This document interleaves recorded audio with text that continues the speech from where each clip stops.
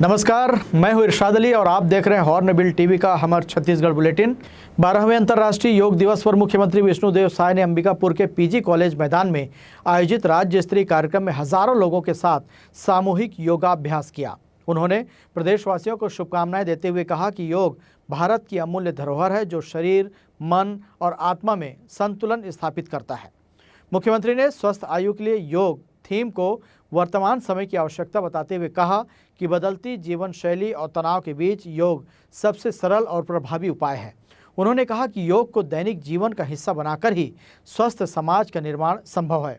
उन्होंने प्रधानमंत्री नरेंद्र मोदी के प्रयासों से योग को मिली वैश्विक पहचान का उल्लेख करते हुए युवाओं से नियमित योग करने का आह्वान किया। कार्यक्रम में जनप्रतिनिधि, अधिकारी और बड़ी संख्या में नागरिक उपस्थित रहे।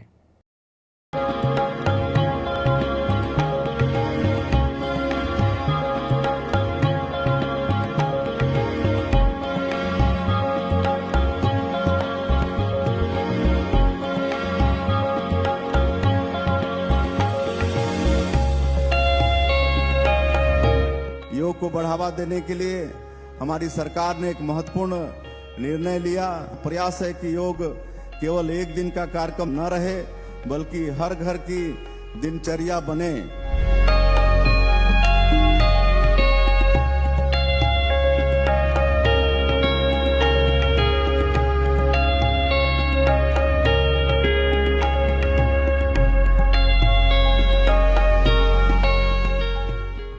आज अंतर्राष्ट्रीय योग दिवस है और सबसे पहले मैं मां महामाया की पवित्र भूमि अंबिकापुर से समस्त छत्तीसगढ़ वासियों को अंतर्राष्ट्रीय योग दिवस की बहुत बहुत बधाई देता हूं, बहुत बहुत शुभकामनाएं देता हूं।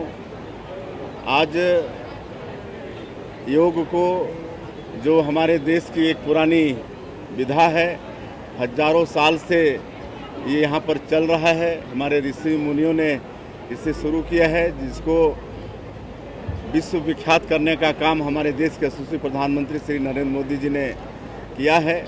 और आज पूरे देश में नहीं, विदेशों में भी इसका आयोजन हो रहा है विश्व योगा दिवस के रूप में। और आज छत्तीसगढ़ में प्रदेश स्तर का योगा दिवस का आयोजन यहाँ माँ महामाया की पवित्र भूमि अंबिकापुर में हुआ था और सभी जिलों में और निचले स्तर तक योग दिवस का आयोजन हुआ है, जिसमें हमारे सभी हमारे गवर्नर साहब भी, हमारे स्पीकर साहब, हमारे दोनों डिप्टी सीएम, हमारे मंत्रीगण, सांसद, विधायकगण सभी कहीं ना कहीं शामिल हुए हैं।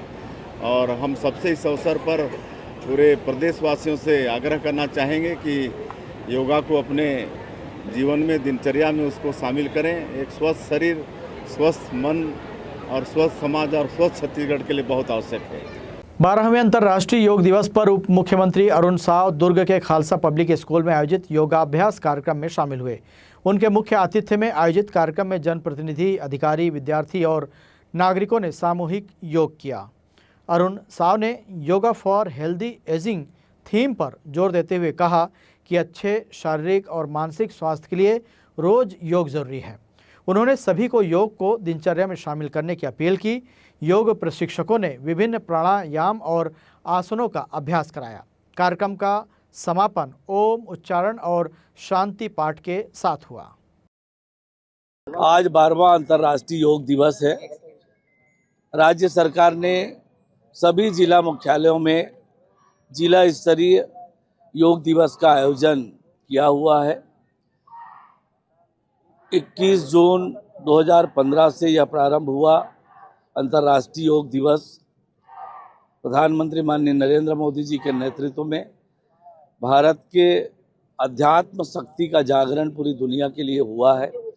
योग का हमारे जीवन में क्या महत्व है, योग के क्या लाभ है, इन सब को जन जन तक पहुंचाने का ये उपक्रम है। और इसलिए योग हमारे जीवन में दिनचर्या का हिस्सा बने, इसी उद्देश्य से ये आयोजन है। मैं सभी लोगों को अंतर्राष्ट्रीय योग दिवस की बहुत बधाई और शुभकामनाएं देता हूँ। 12वें अंतर्राष्ट्रीय योग दिवस के अवसर पर बिलासपुर के बहतराई स्टेडियम में जिला स्तरीय भव्य सामूहिक योगाभ्यास कार्यक्रम का आयोजन किया गया। इस वर्ष योग फॉर हेल्दी एजिंग थीम के साथ हजारों लोगों ने योग कर स्वस्थ जीवन का संदेश दिया। केंद्रीय आवासन एवं शहरी विकास राज्य मंत्री तोखन साहू के मुख्य आतिथ्य में आयोजित कार्यक्रम में जनप्रतिनिधियों, अधिकारियों, विद्यार्थियों और आम नागरिकों ने उत्साहपूर्वक भाग लिया। सभी ने सामूहिक रूप से विभिन्न योगासन और प्राणायाम का अभ्यास किया। इस दौरान नशा मुक्ति की शपथ भी दिलाई गई। केंद्रीय राज्य मंत्री तोखन साहू ने कहा कि योग भारत की प्राचीन धरोहर है जो शरीर और मन दोनों को स्वस्थ रखती है। उन्होंने कहा कि प्रधानमंत्री नरेंद्र मोदी के प्रयासों से आज पूरी दुनिया योग को अपना रही है। उन्होंने लोगों से प्रतिदिन योग करने और स्वस्थ भारत के निर्माण में योगदान देने का आह्वान किया। बहतराई स्टेडियम में आयोजित यह योग कार्यक्रम स्वास्थ्य, जागरूकता और सकारात्मक जीवन शैली का संदेश देकर संपन्न हुआ। सुंदर योग किया, दीदी जी ने बहुत अच्छा से हम सबको योग कराया और बहुत सुंदर हवा भी चल रही थी। हमारे बुजुर्ग कहते थे कि सुबह शाम की हवा लाखों की दवा। तो हम सुबह शाम सैर करेंगे, योग करेंगे तो उसका लाभ शरीर को मिलेगा। आज हम सबकी दिनचर्या कितनी बदल चुकी है, केवल भागम भाग है, हम अपने शरीर पर ध्यान नहीं देते। तो इस भाग दौड़ के समय में पहले लोग मेहनत करते थे, सुबह 4 बजे उठते थे, मवेशी को खाना खिलाना है, चारा खिलाना है उसको, तो योग प्राणायाम यूं ही हो जाता था, पर अब हो नहीं पाता। तो इसके लिए योग प्राणायाम जरूरी है। यदि अपना शरीर स्वस्थ है तो दुनिया स्वस्थ है, शरीर अच्छा है तो दुनिया अच्छा है। इसलिए अपने खुद के लिए समय निकालकर हमें 1 घंटा नहीं तो 45 मिनट हम सबको योग प्राणायाम के इस क्रिया को करनी चाहिए। इसी से शरीर स्वस्थ रहता है। और यदि मुंगेली जिले के ग्राम रामबोड़ स्थित वासुदेव ट्रेड लिंक प्लांट में हुए हादसे के घायल हाईवा चालक धर्मेंद्र यादव की मौत के बाद परिजनों और ग्रामीणों का गुस्सा फूट पड़ा। मुआवजे और जिम्मेदारों पर कार्रवाई की मांग को लेकर लोगों ने राष्ट्रीय राजमार्ग पर शव रखकर चक्का जाम कर दिया। करही निवासी धर्मेंद्र यादव प्लांट में काम के दौरान गंभीर रूप से घायल हो गए थे, जिनकी इलाज के दौरान सिम्स अस्पताल में मौत हो गई। घटना के बाद परिजनों ने उचित मुआवजा और नौकरी की मांग को लेकर विरोध प्रदर्शन शुरू कर दिया। शनिवार को मनियारी चौक पर शव रखकर किए गए चक्का जाम से करीब 20 मिनट तक यातायात प्रभावित रहा और लगभग 6 किलोमीटर लंबा जाम लग गया। हंगामे के बाद प्लांट प्रबंधन ने मृतक के परिजनों को 10 लाख रुपए का चेक सौंपा और सहयोग का आश्वासन दिया, जिसके बाद प्रदर्शन समाप्त हुआ।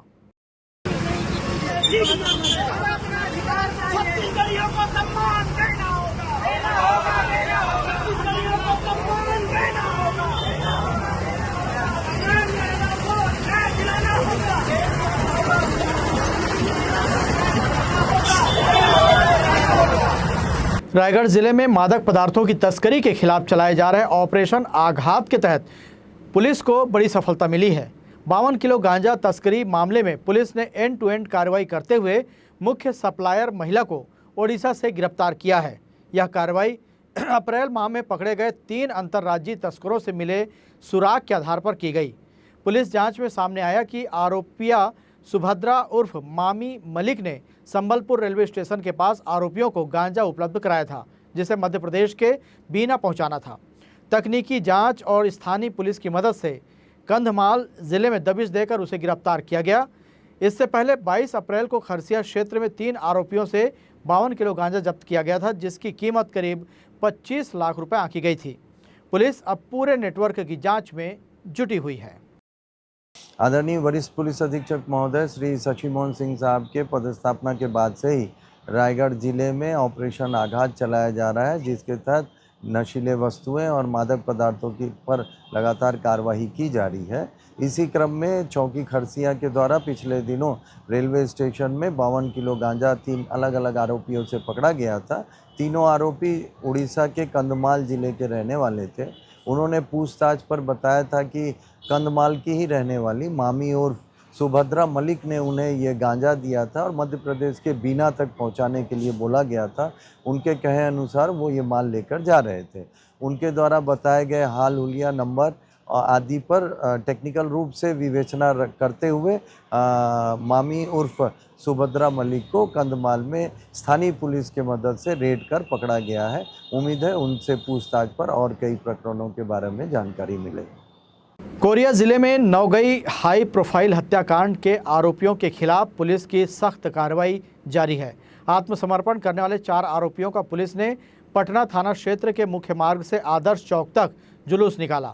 इस दौरान आरोपियों से अपराध करना पाप है, पुलिस हमारी बाप है जैसे नारे लगवाए गए। गौरतलब है कि 16 जून की रात सोनहत थाना क्षेत्र के नौगई गांव में आरोपियों ने कार में सवार 5 लोगों को जिंदा जलाने की वारदात को अंजाम दिया था। इस घटना में एक व्यक्ति की मौके पर ही मौत हो गई, जबकि 2 ने उपचार के दौरान दम तोड़ दिया। 2 घायलों का इलाज अभी भी जारी है।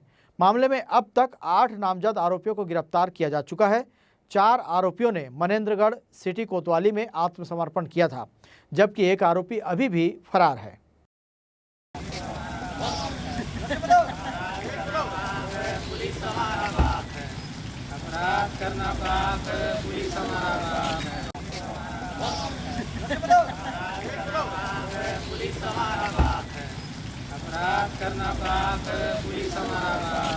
भिलाई 3 स्थित एक औद्योगिक क्षेत्र में कथित रूप से केमिकल गैस के प्रभाव से करीब 35 मजदूरों की तबीयत बिगड़ने का मामला सामने आया है।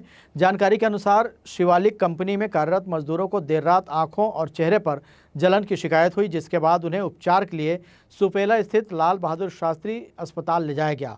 हालांकि केमिकल रिसाव और उससे हुए प्रभावों की पुष्टि अभी तक आधिकारिक रूप से नहीं हुई है। मामले की जांच के बाद ही वास्तविक कारण स्पष्ट हो सकेगा। प्रशासन और संबंधित विभागों द्वारा जांच की मांग की जा रही है। गौरतलब है कि इससे पहले भी भिलाई के औद्योगिक क्षेत्र में रासायनिक रिसाव की घटनाएं सामने आ चुकी हैं, जिनमें लोगों को सांस लेने और आंखों में जलन जैसी शिकायतें हुई थी। फिलहाल ये मामला जांच के दायरे में है। आधिकारिक रिपोर्ट आने तक किसी निष्कर्ष पर पहुंचना उचित नहीं होगा। बिलासपुर जिले के मस्तूरी थाना क्षेत्र से एक दर्दनाक खबर सामने आई है। ग्राम कर्रा में करंट लगने से पति पत्नी की मौत हो गई। कपड़े सुखाने के दौरान हुए इस हादसे ने पूरे गांव को गमगीन कर दिया है। एक दूसरे को बचाने की कोशिश में दोनों की जान चली गई। जानकारी के अनुसार ग्राम कर्रा निवासी सचिन चंद्राकर और उनकी पत्नी रजनी चंद्राकर शनिवार सुबह घर पर थे। रजनी आंगन में कपड़े सुखाने गई थी। इसी दौरान कपड़े डालने के लिए लगाए गए जीआई तार में करंट प्रवाहित हो गया और वह उसकी चपेट में आ गई। पत्नी को तड़पता देख सचिन उन्हें बचाने दौड़े, लेकिन वे भी करंट की चपेट में आ गए। दोनों गंभीर रूप से झुलस गए। परिजन तत्काल उन्हें मस्तूरी सामुदायिक स्वास्थ्य केंद्र लेकर पहुंचे, जहां डॉक्टरों ने दोनों को मृत घोषित कर दिया। प्रारंभिक जांच में आंधी तूफान के कारण बिजली तार टूटकर जीआई तार से संपर्क में आने की बात सामने आई है। पुलिस ने मामला दर्ज कर जांच शुरू कर दी है। मस्तूरी थाना क्षेत्र का मामला है, जो शायद मौसम की खराबी की वजह से तार टूट के जो कपड़ा सुखाने के तार रहते हैं उसमें टच हो गया था। सुबह सुबह उसमें जो है कपड़े निकालते वक्त दुर्घटनावश उसमें प्रथम दृष्टया लग रहा है कि मृत्यु हुई है। मामले में मृत को पंजीबद्ध किया गया है, जांच किया जा रहा है। आगे जो भी तथ्य आएंगे उसमें वैधानिक कार्रवाई की जाएगी। राष्ट्रीय परीक्षा एजेंसी यानी एनटीए द्वारा आयोजित नीट यूजी परीक्षा को लेकर बिलासपुर जिला प्रशासन पूरी तरह अलर्ट नजर आया। जिले के 19 परीक्षा केंद्रों में कड़ी सुरक्षा और सख्त व्यवस्थाओं के बीच परीक्षा शुरू की गई, जिसमें 7,896 परीक्षार्थी शामिल हुए। प्रशासन ने परीक्षा की निष्पक्षता और गोपनीयता बनाए रखने के लिए व्यापक इंतजाम किए थे। बिलासपुर के विभिन्न परीक्षा केंद्रों पर सुरक्षा के पुख्ता इंतजाम देखने को मिले। हमारी टीम ने कई केंद्रों का निरीक्षण किया, जहां जैमर, सीसीटीवी कैमरे और पर्याप्त पुलिस बल तैनात था। देवकीनंदन स्कूल परीक्षा केंद्र में निर्धारित समय के अनुसार दोपहर 1:30 बजे मुख्य द्वार बंद कर दिया गया। गेट बंद करने से पहले परीक्षा प्रभारी ने बाहर मौजूद अभ्यर्थियों को अंदर आने की अंतिम सूचना भी दी। समय सीमा समाप्त होने के बाद पहुंचे एक परीक्षार्थी को नियमों के तहत प्रवेश नहीं दिया गया। प्रशासन ने स्पष्ट किया कि परीक्षा की गोपनीयता, पारदर्शिता और निष्पक्षता से किसी भी तरह का समझौता नहीं किया जाएगा। परीक्षा शांतिपूर्वक और सुव्यवस्थित माहौल में संपन्न हुई।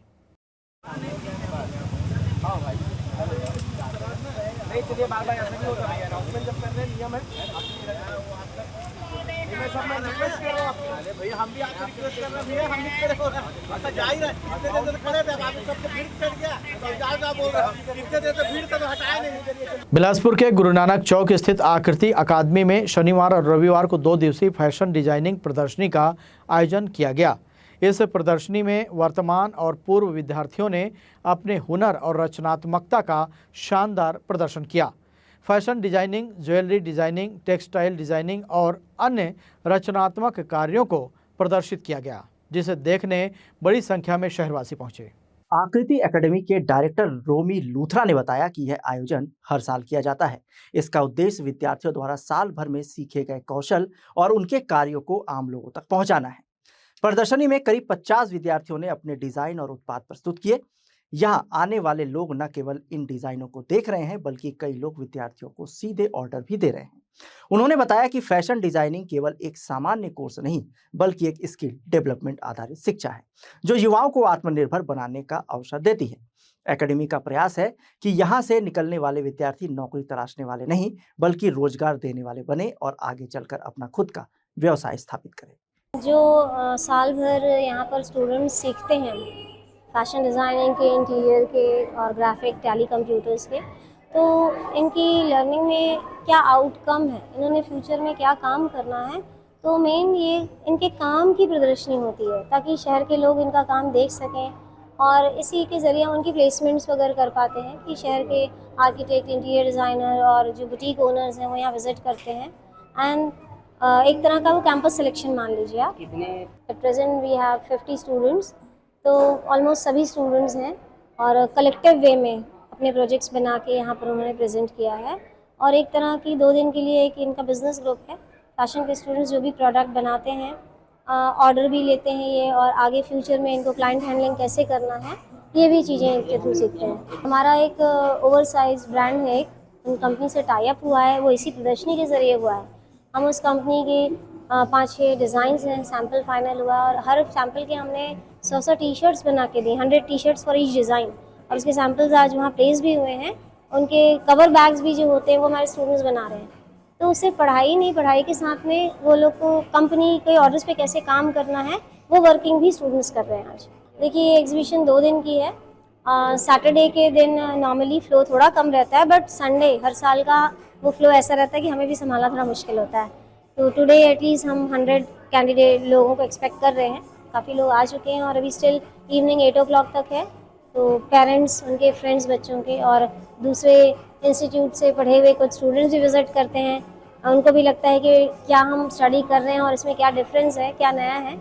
योजना हमारी ये है कि गवर्नमेंट का जो एक न्यू एजुकेशन पॉलिसी है, स्किल बेस्ड कोर्स, तो इंटीरियर, फैशन और ग्राफिक अपने आप में एक स्किल बेस्ड कोर्स है कि नॉर्मल ग्रेजुएशन के थ्रू हम सोचें कि बच्चा आगे जाके कुछ कर लेगा, नहीं। हमारे पास ऐसे स्टूडेंट्स भी हैं जो 10th के बाद 3 साल के लिए इंटीरियर डिज़ाइनिंग कर रहे हैं। तो पेरेंट्स भी आज कॉन्शियस है बच्चों के करियर को लेकर, और एक स्टूडेंट भी जागरूक है कि मुझे आज स्किल बेस्ड कोर्सेज करना है ताकि मैं आगे जाके फ्यूचर में स्टैब्लिश हो सकूँ। सिर्फ जॉब ओरिएंटेड बच्चे नहीं कि हमें नौकरी कहाँ करनी हो, नहीं, हम एक एंटरप्रेन्योर बनाने की कोशिश करते हैं कि वो 10 लोगों को और नौकरी दे सके। एकेडमी की पूर्व छात्रा और फैशन डिजाइनर विभा वाधवानी ने बताया कि इस क्षेत्र में रचनात्मकता और मेहनत के दम पर बेहतर अवसर मिलते हैं। उन्होंने नए विद्यार्थियों को अपने सपनों के प्रति समर्पित रहने और लगातार सीखते रहने की सलाह दी। वहीं वर्तमान विद्यार्थियों ने बताया कि एकेडमी में ड्रेस डिजाइनिंग, सिलाई, आर्टवर्क और आधुनिक तकनीकों के साथ AI आधारित डिजाइनिंग भी सिखाई जाती है। विद्यार्थियों का कहना है कि यह मंच उन्हें अपनी प्रतिभा दिखाने और भविष्य के लिए आत्मविश्वास बढ़ाने का अवसर देता है। सर, मैं फ़ैशन डिज़ाइनर और ज्वेलरी डिज़ाइनर हूँ और मेरे को आकृति इंस्टीट्यूट में इतनी ज़्यादा इंस्पिरेशन मिलती है, मेरे को आकृति इंस्टीट्यूट में इतनी ज़्यादा अपॉर्चुनिटीज़ मिली है कि मैं अपना काम शोकेस करूँ। फ़ैशन शो होता है यहाँ पे, अपनी एग्जीबिशंस में आप अपनी कला प्रदर्शित कर सकते हैं। तो मैं अभी फ़िलहाल अभी ज्वेलरी डिज़ाइनिंग कर रही हूँ और मैं अभी सारा ज्वेलरी का कलेक्शन यहाँ पे शोकेस करने आई हूँ। सर, मेरे को ये था कि मेरे को फ़ैशन डिज़ाइनर, मेरे को कपड़ों में बहुत इंटरेस्ट था, मेरे को ज्वेलरीज पहनने में बहुत इंटरेस्ट था, बस मेरे पास विज़न नहीं था। तो मुझे यहाँ पे पता चला आकृति इंस्टीट्यूट के बारे में, बिलासपुर छत्तीसगढ़ में। मैं यहाँ आई, इनसे बात की तो इन्होंने मुझे बताया कि यहाँ पे जो भी मेरा विज़न है उसको जो मेरा पैशन है उसको मेरे को प्रोफेशन में कैसे कन्वर्ट करना चाहिए। नए छात्रों को ये संदेश देना चाहूँगी कि आपका जो भी पैशन है, आप जितना भी सोच रहे हो, ऐसा नहीं कि सिर्फ पढ़ लिख के ही आपको कुछ आगे करना है। अगर आपकी कोई क्रिएटिविटी भी है, कहीं क्रिएटिव कोई भी फील्ड में आप हो, तो अपने पैशन को प्रोफेशन में कन्वर्ट करने के लिए आपको रास्ते मिल ही जाते हैं। ये एलिमेंट्स वगैरह है, एलिमेंट्स ऑफ लाइंस वगैरह, कर्व लाइंस वगैरह, मतलब ड्रेस कैसे इंटायर होती है वो सब है। ये कलमकारी आर्ट वगैरह, 19th 13th फैशन वगैरह का ये सब है यहाँ पे। कौन सी अपना किया? अभी फर्स्ट ईयर कंप्लीट हुआ है। अपनी कहानी की प्रेरणा कैसे मिली? ये मतलब मैम के द्वारा ही पता चली थी। बहुत अच्छा है यहाँ का एक्सपीरियंस, अभी मुझे और आगे जाना है यहीं पे। बहुत अच्छा है यहाँ का हर एक चीज़, बहुत अच्छा है। मैं फैशन डिज़ाइनर बनना चाह रही थी, इस वजह से आई हूँ। और बहुत अच्छे से होता है यहाँ का काम, आगे चल के मतलब बहुत आगे तक जाऊँगी ऐसा लगता है। यहाँ पे बहुत अच्छे से सिखाया जाता है, यहाँ पे बहुत एक्सपीरियंस है। क्या क्या सीखे अभी आप? अभी मैंने टाई एंड डाई सीखा है और स्टिचिंग वगैरह करना सीखी हूँ। अब आगे का होएगा सेकेंड ईयर में। सो करेंटली सेकेंड ईयर में हमारा फोकस एआई की तरफ बहुत है, क्योंकि एआई जैसे आजकल सब चीज़ें मैक्सिमम एआई से होती है। वैसे हमने एक प्रोटोटाइप और एक डेवलपिंग प्रोजेक्ट बनाया विजोरा नाम का।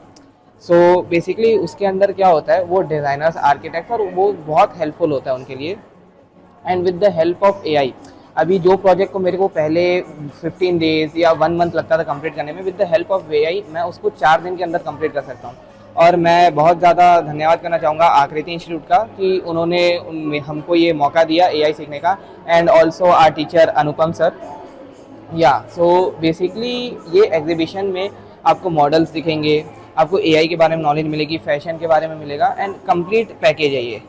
कुल मिलाकर आकृति एकेडमी की यह प्रदर्शनी सिर्फ हुनर का प्रदर्शन नहीं, बल्कि युवाओं के सपनों, आत्मविश्वास और आत्मनिर्भर भारत की सोच का भी शानदार उदाहरण बनी, जहां युवा नौकरी खोजने नहीं बल्कि भविष्य में रोजगार देने का सपना लेकर आगे बढ़ रहे हैं।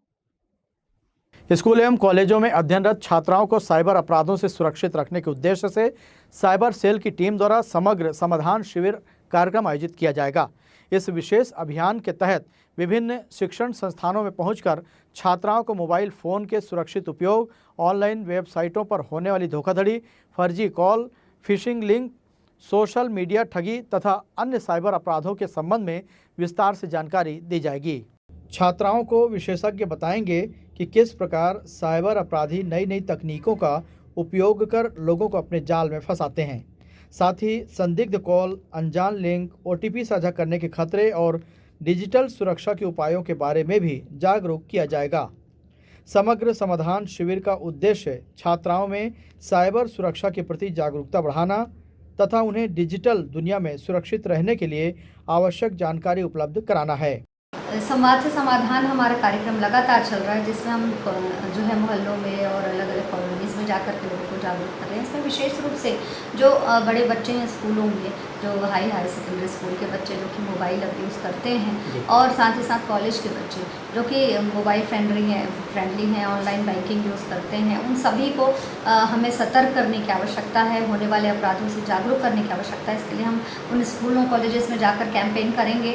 और साइबर अपराध मुख्यतः यदि हम सतर्क रहते हैं तो उसको रोका जा सकता है। तो इस सतर्कता के लिए उनको जागरूक करने के लिए हम कैंपेन चलाएंगे और स्कूल कॉलेजेस में जाके बच्चों से मिलेंगे। शिविर में छात्राओं की समस्याएं सुनकर उनके समाधान भी बताए जाएंगे। पुलिस एवं साइबर टीम का मानना है कि जागरूकता ही साइबर अपराधों से बचाव का सबसे प्रभावी माध्यम है। इसलिए यह अभियान लगातार विभिन्न स्कूलों और कॉलेजों में चलाया जाएगा। हॉर्नबिल टीवी के लिए रायपुर से कैमरामैन डी बैरागी के साथ हेमंत डोंगरे की रिपोर्ट। बिलासपुर में सर्पदंश मुआवजा योजना के नाम पर हुए लाखों रुपए के कथित फर्जीवाड़े का बड़ा खुलासा हुआ है।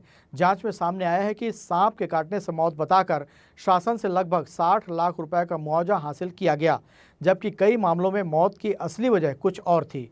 मामले की गंभीरता को देखते हुए पुलिस ने 14 मामलों में एफआईआर दर्ज कर जाँच तेज कर दी है।